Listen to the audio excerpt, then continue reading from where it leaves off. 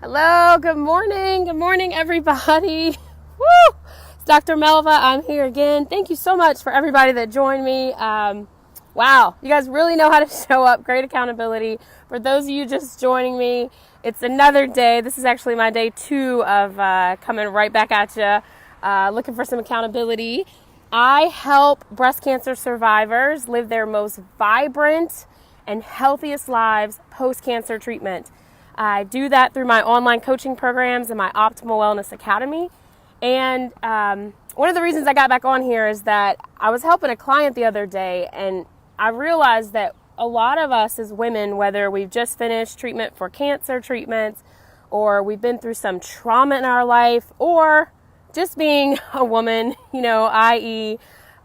Mother, wife, executive, whatever it is you are, we take on a lot and we do a lot at once, and we're hard on ourselves, right? We beat ourselves up. We set goals that we may not achieve. But one of the tips, or what I would say helped me get up again today, got up at 4:30, worked out at 5, just now finished, and it took me a little longer today. It was arms, is that you can't grow what you don't measure. And if you've heard that before, I want to ask you if you've ever applied it. So for me, that means taking like before and after photos, which I know everybody hates to do, or measuring that waistline, measuring the arm span. Good morning, thanks for joining. So you can't grow what you don't track or what you don't measure, or both. You can't grow what you don't measure, and you can't grow what you don't track. Because today, for example, for me, after starting with my small steps yesterday, I was a lot stronger today than I was yesterday. But if I didn't think about it, evaluate it, write down my thoughts, I talk about journaling a lot. If you've ever watched some of my series before, I would have no way to know that today was better. So did it hurt? Was it hard to get up? Yeah. Did I have on mismatched gloves that are like torn today? Yes. But I got up and I had them on. So it doesn't matter.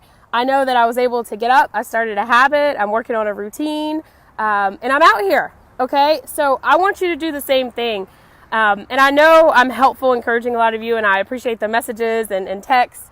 And I'm really glad that I'm able to help you, and you're helping me. So I just want you to remember that when you're starting or starting again, as a lot of us do, that you have to track and measure to grow. Because if you don't know where you're starting from, it's going to be hard to get to where you're going. And where you're going is going to look different if you knew where you started from. Like, for example, sometimes I think I'm starting all the way down below the camera screen, right? When really, I still have muscle memory, or I still have skills that I've learned and my body still remembers it. I'm actually starting here. So to go up here, it's not as hard as when I thought I was starting from really, really rock bottom.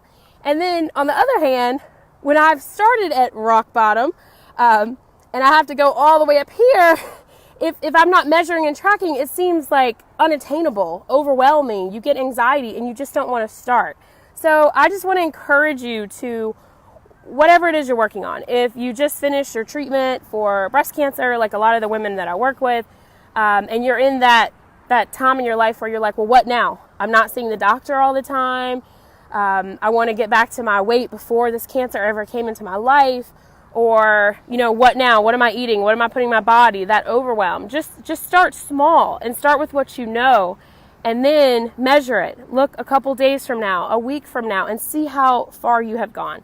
So I hope that helps somebody today. Again, I'm Dr. Melva, and I help women who have beaten and survived breast cancer live their most vibrant and healthiest lives post-cancer treatment. I do that through my online coaching programs. If you'd like to talk to me more, feel free to reach out at www.doctormelva, that's D-O-C-T-O-R Melva, M-E-L-V-A.com.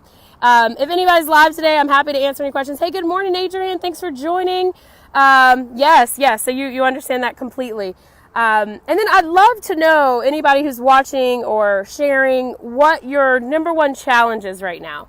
What keeps you from getting up in the morning, working out, holding the phone because you did arms today and it hurts? What's your number one challenge? What's stopping you?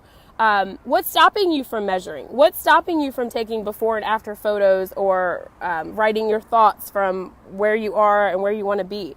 Let me know, and let me know how I can help you with that, because it's not easy. And I'll tell you, last night, my daughter loves these Zumba classes. So at the Y, they had one, and I was like exhausted. Let me tell you, I'm the last person who needs to be in that Zumba class, but I knew it meant a lot to her, so I went. So I probably won the award for most offbeat, most tired, but most effort, because I didn't give up. I stayed there until we couldn't do it anymore. But then I went home and I looked at all of my pictures, and that was another reason I got back up today, because oh my gosh, like I've done so many before and after pictures, probably seriously over the last 3 years or so. Hey, good morning. Thanks for joining me again. Is it Jamia? You got to tell me how to pronounce your name. Thanks for joining.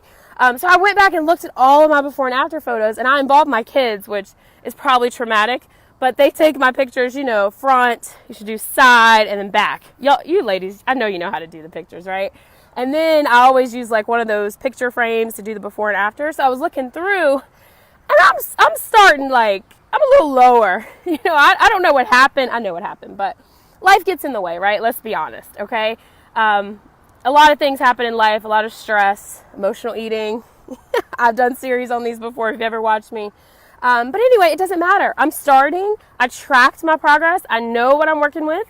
And actually, it motivated me. So another beautiful day out here in Virginia. Y'all see that sunset behind me. It's been gorgeous days. I hope everybody is doing well. Thank you so much for joining me. Again, if you got value out of this, please like and share, especially if you know any other breast cancer survivors that need a little motivation in the morning to keep going.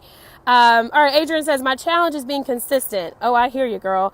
As a mother, I always put myself last, and now I'm 80 pounds overweight. I start and then something happens. Okay, I get that. Like, see, you put a number to it.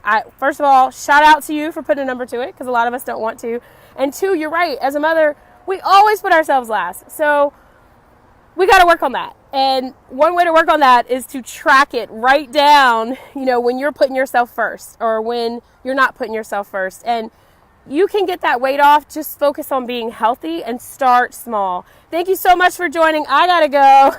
Until next time, I'm Dr. Melva. You can reach me at doctormelva.com. That's doctormelva. Love you guys. Bye. Mwah.